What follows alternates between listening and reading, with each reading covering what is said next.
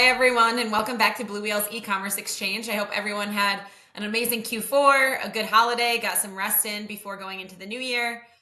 We are back for our 2025 series this year, and we're going to start out by talking with one of our newer employees to Blue Wheel, our brand protection manager, Paula Ponce, about establishing and enforcing a brand protection strategy, and then how this is important into the e-com ecosystem. So Paula, thank you for joining us today. Hi, Nicole. Thank you for having me.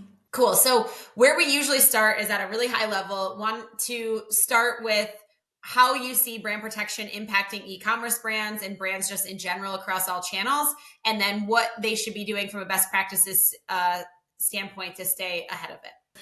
Well, brand protection is crucial for brands across channels, but especially for e-commerce brands because it directly impacts both their reputation and their revenue. So today, challenges like unauthorized sellers, counterfeit products, trademark violations are becoming increasingly common. These issues not only harm customer trust, but also disrupt pricing strategies and strain relationship with partners like distributors or authorized sellers.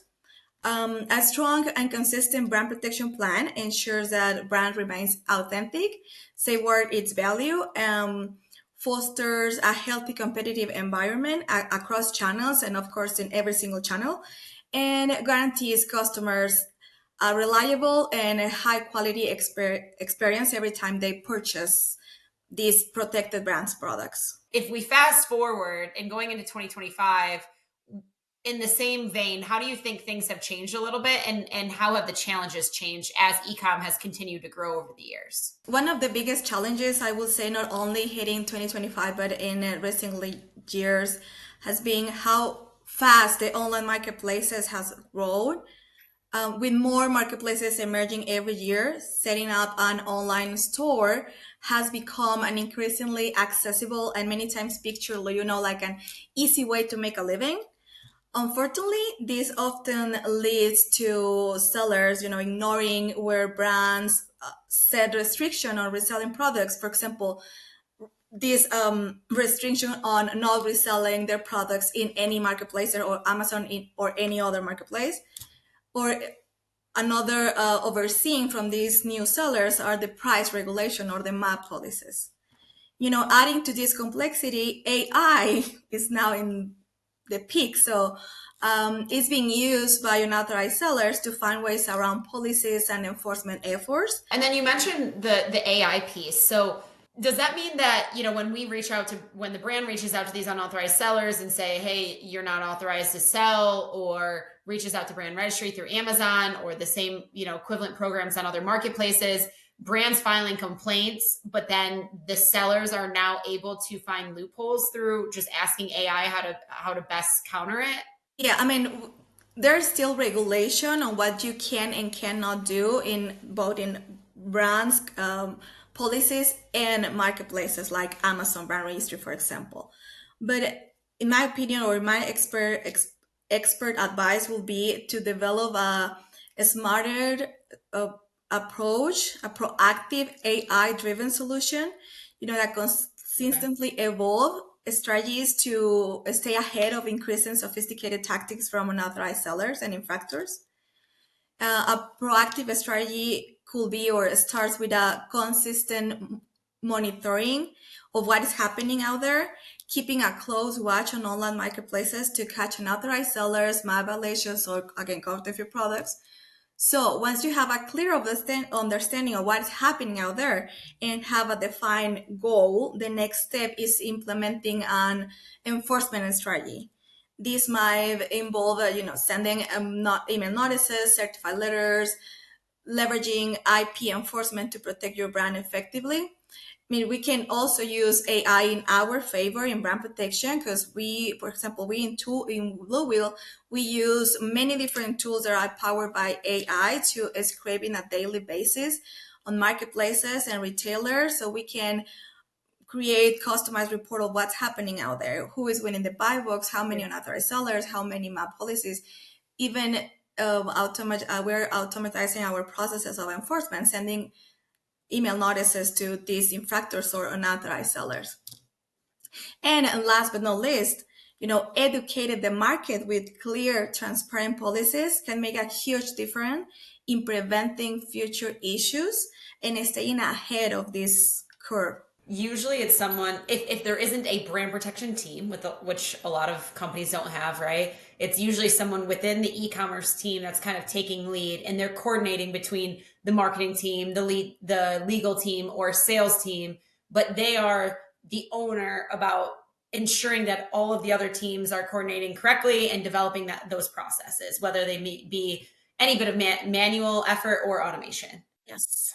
And then within, I guess, that ecom team is the most incentivized because they're the ones that have sales goals, right? And if these infringers are listing products that then impact their ability to sell, they're going to be the ones that are waving the flag and saying, "Hey, we've got to fix this." How should they think about the automation portion of it? So instead of, let's say they have 10,000 SKUs, if it's an apparel company, right? Looking at the best sellers that might be 100 styles across at least 10 marketplaces or websites, that seems to add up pretty quickly, right? So can you talk a little bit about what the brand protection automation looks like? Okay, even though there are many, many softwares out there that can help you to automatize your processes, I have observed that some brands, the concept of some brand has about brand protection is only the software, leaving out the strategy, the part of the strategy part.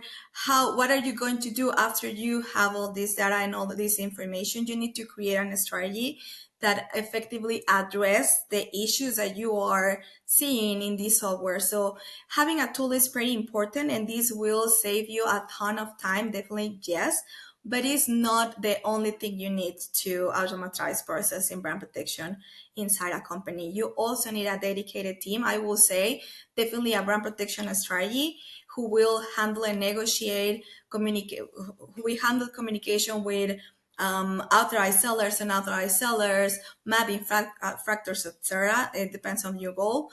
But also need an IP expert, for example, and someone who creates and execute map protection strategies and enforcement escalation, etc.